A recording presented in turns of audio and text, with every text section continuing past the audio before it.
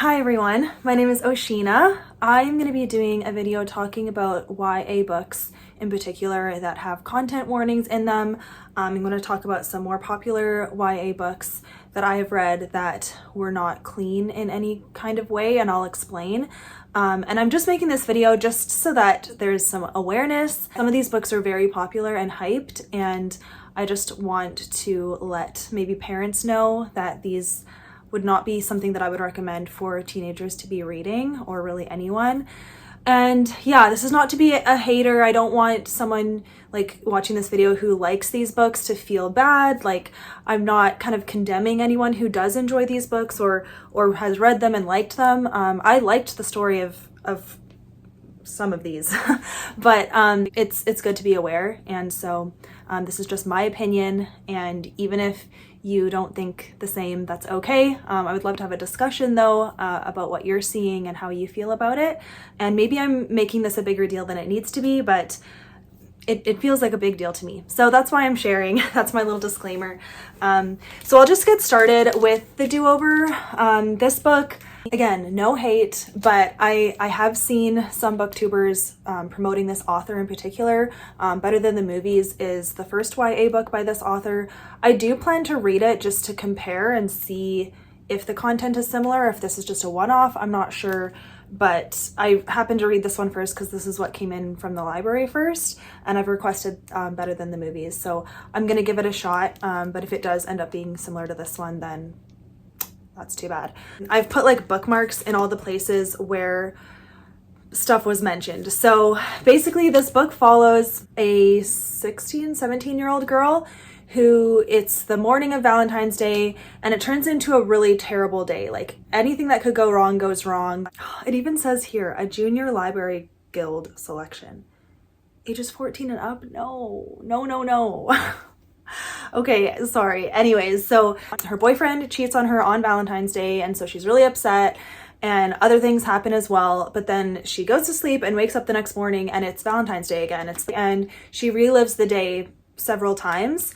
And then there's this other guy that keeps showing up in that day as well, and she starts forming a connection with him, and it's their romance. So yeah, like her cheating boyfriend or whatever they don't end up together, which is pretty obvious from the description. So yeah, but there are things in here that go along with that I was not okay with. And I mean, the first chapter had, on the last page of the first chapter, there are 2 F words.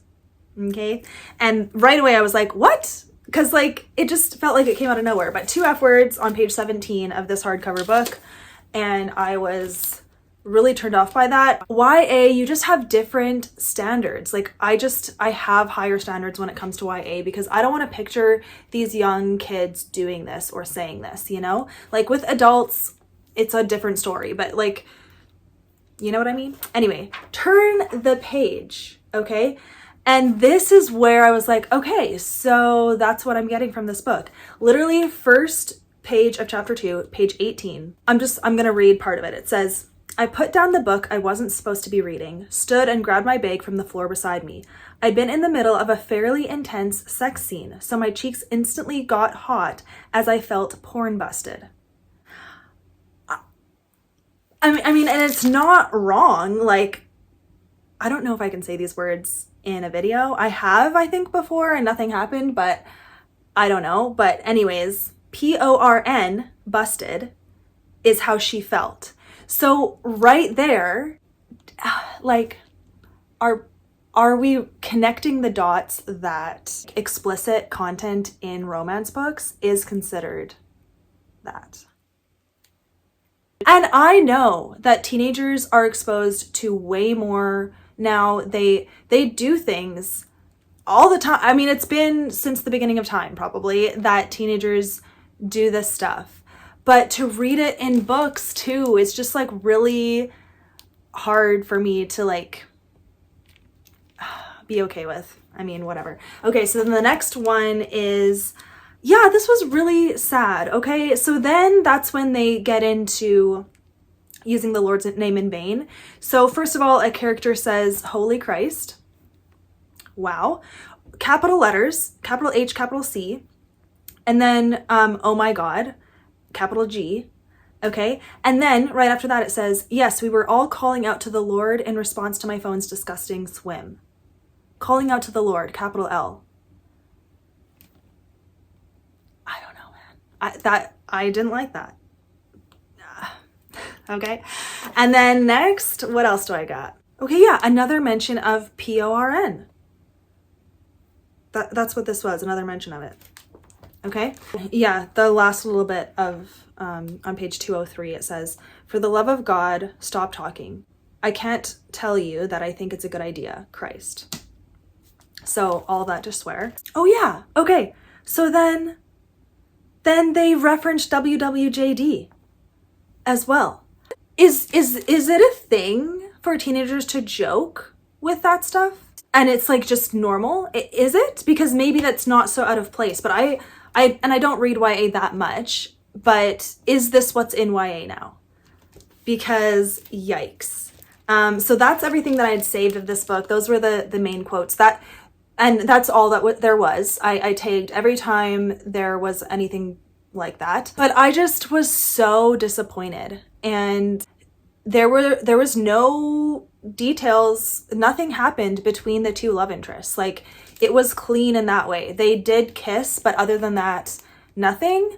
But everything, there was still mentions of all the stuff that I just said. And so now these are my triggers. These are my personal, like, boundaries that I have for myself. So maybe everything that I read isn't a big deal because, like, none of it was described, you know, and like the swear words or whatever, it's everywhere. So like, I could see how someone would say like that they overlooked this stuff, because I definitely have stuff I overlook too. And especially in adult fiction, I overlook swearing all the time because it's just, I'm used to it from adults. But from a YA romance that is supposed to be like happy and lighthearted, it just, I was very disappointed. So there's that. I wanted to just share some of the other YA books that I've read that also have content similar to what I just showed you. And I do actually have reviews / they're in my wrap-ups from the past years if you want like more details closer to when I actually read the book. The next one that I wanted to mention is The Sun is Also a Star by Nicole Yoon. This is in one of my August wrap-ups from like 3 or 4 years ago. And that wrap-up has a lot of views and I don't know why, but it's the first book that I talk about. So if you just want to watch the first couple minutes, I'll link it down below. But I did the same thing where I like saved all the sections of that book that talked about things that I was uncomfortable with. It had a lot of religious references used to either demean someone, swear, make fun of something. Like, it was all in a negative way. And that's why I was like really turned off by it. That's one that I would really not recommend. It was just way too much like negative religious references. Then next, Alex Approximately by Jenn Bennett. This is the first book that I read by her, and it's not clean. They do have a scene together, the two characters. It's not described, but a little bit of the buildup is, and I will say it's done in a consensual way, which was nice. So they're both consenting teenagers doing it. But I just was like not okay with it. But I did read Starry Eyes by Jenn Bennett, and the same thing. There's one scene, it's completely consensual, which is nice, but they do it as teenagers. So I just don't want to read teenagers doing that, you know, or anyone, but there you go. I've talked about this book before too, but There's Someone Inside Your House by Stephanie Perkins. This one is like so cringy and inappropriate. So the two characters are naked upstairs, and then the serial killer breaks into their house downstairs. So they run downstairs naked and fight off the serial killer. It was ridiculous. And that's the only scene that's in it. I feel like it was for shock value. Like, other than that, nothing else is described between them. And yeah, but I just was like, why? Like, yeah. Okay. And then 1,000 Pieces of You by Claudia Gray. This is a really old trilogy. I've never seen anyone talk about it, but I will just say the first book it is not clean. The two characters sleep together and it's not described, but it was there, and I was just, it just didn't, it felt so out of place for the story as well. I just was like, why?